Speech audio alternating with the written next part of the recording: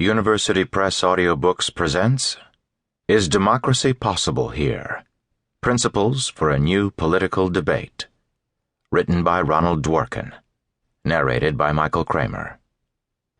Based on the book published by Princeton University Press, transfers to devices are permitted. File sharing and peer-to-peer usage are not permitted. Preface. I wrote this book during a period of special political danger for the United States, and my examples and quotations are drawn from that period. I write about political argument in the United States, or rather the lack of it, in the infancy of the 21st century. The book's topics, however, are much more durable and much less bound to the political culture of a single country than these examples and illustrations might suggest.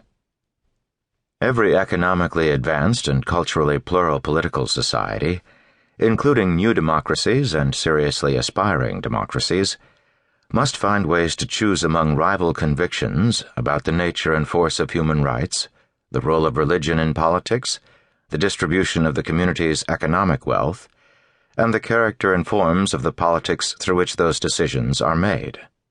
The book's topics are international and belong to no particular decade. We need to find ways not merely to struggle against one another about these issues, as if politics were contact sports, but to argue about them from deeper principles of personal and political morality that we can all respect. I hope to find those principles, and to describe them in a way that makes such argument possible, even across what are now thought to be impassable political divides. I elaborate the principles by developing in their light a fresh formulation of the liberal tradition in American politics, a tradition that I believe has been misrepresented in recent decades by its opponents and, to some extent, by its defenders as well. Of course, I hope to convince as many readers as I can of the appeal of that liberal formulation. But my more basic aim is to convince as many as possible of the rest that they have a case to answer, a case that they can and should try to answer if they wish to protect our best traditions of democracy as a partnership in self-government embracing us all. I have written about several of the issues discussed here elsewhere in a more academic and philosophical style, particularly about economic justice, in my book Sovereign Virtue, The Theory and Practice of Equality.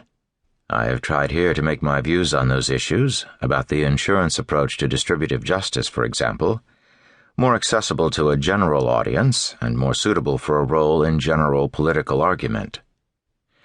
Many very important contemporary political issues are hardly mentioned in this book because they do not seem to me primarily to involve the particular principles of human dignity on which I focus. Americans do disagree about global warming, for example, and this may well prove to be among the most urgent and important problems we face.